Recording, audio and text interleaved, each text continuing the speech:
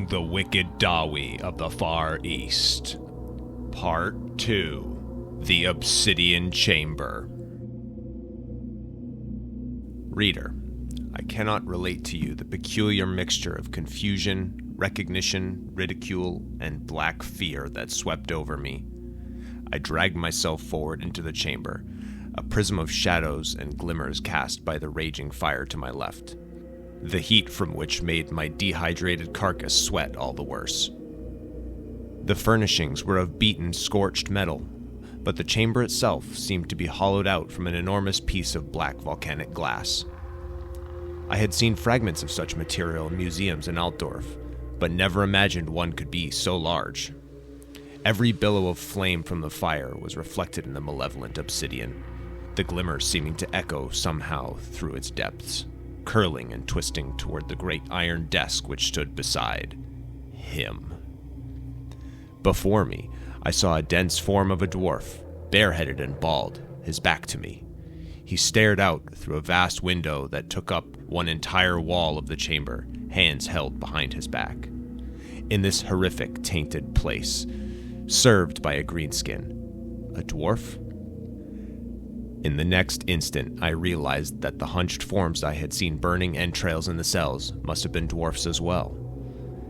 I had taken them for goblins, like the ones I had seen in my travels, to secure great forest spider eggs for Master Dietrich. Sigmar rest his soul. What was this place? I saw the shoulders of the dwarf fall, as if deflated, then rise again as he squared himself and turned on a heel to face me. Reader, I can only speculate as to what my face showed as I took in his ornate robes, shining silver bull's head clasp that held his cloak, the carefully bejeweled curled ringlets of his vast black beard, and the tusks jutting from his lower lip, bone white and ending in brutal points that had clearly been sharpened that day. I could not interpret the look in his eye, but he did not pause. He raised his hands and stretched them out, forming shapes that began to glow, and a sickly orange light flickered from them towards me. Then, unmoving, he spoke. "Tell me of your apprenticeship," he said, but the words were not just so. They were in some guttural, debased, angular language that sounded somewhat like Khazalid, but was clearly alien to it. And yet, I understood him perfectly. Not only did I understand, but I found when my lips moved to stammer a reply, they made unfamiliar shapes and sounds in the same tongue. My apprenticeship? The words of the greenskin reverberated in my head. No questions, he had said. Make it count. Was to Dietrich Stahlheim, a master handler of the Imperial Zoo at Altdorf. At the time I came into his service, he was a master of kennels, but soon he became master trapper. After I retrieved the eggs of a cockatrice in... "You are a journeyman." Yes, good sir. I became a journeyman zookeeper and took a role in the Vituller's veterinarium, where I was responsible for the feeding of sickened beasts. Blind fear carried me through the tale of my short career to date. "You were well brought, manling. Are you whole? In adequate health?" I knew not how to answer, and the pause must have been visible. "Presumably, you hunger, thirst, but you have no bleeding wounds." He seemed to make towards me, and I almost flinched. Yes, my lord. I am starved, but whole. I would do well to eat." "Good. My slaves will take you to a new cell. They will feed you. You will be given writer's materials. Tomorrow, you will present to me on the matter of feeding sickened predators, and on the matter of corruptive deformity amongst the manlings of the forests.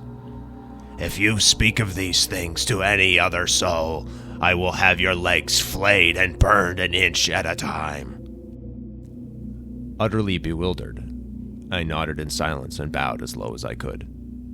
Tapping his staff twice, the door again ground open, and my green-skinned captor returned. He bowed low, arms out in front of him, both daggers crossed against his chest. Do not turn your back, he hissed almost silently. My master will not allow it. Despite his low voice, the dwarf laughed sonorously, as though he had heard every word. Shirk, you filthy creature! Raising a hand, he clutched a pendant hanging from his beard, and the greenskin writhed in pain. I will not allow one such as you to show your back. The manling is harmless. He could barely lift a blade if his life depended on it. You have delivered him half-starved against your better judgment, but I will let you live, for once again you have found a rare ingredient for me. And for that, take your reward, you wretch. From his robes, he produced a small, bone-colored shape about the size of a die, and threw it toward the door. A greedy look in his eyes, a shirk, for so it seemed my captor was called, backed slowly out of the room, keeping his knives crossed against his chest. I would go on to learn it was no simple sign of respect.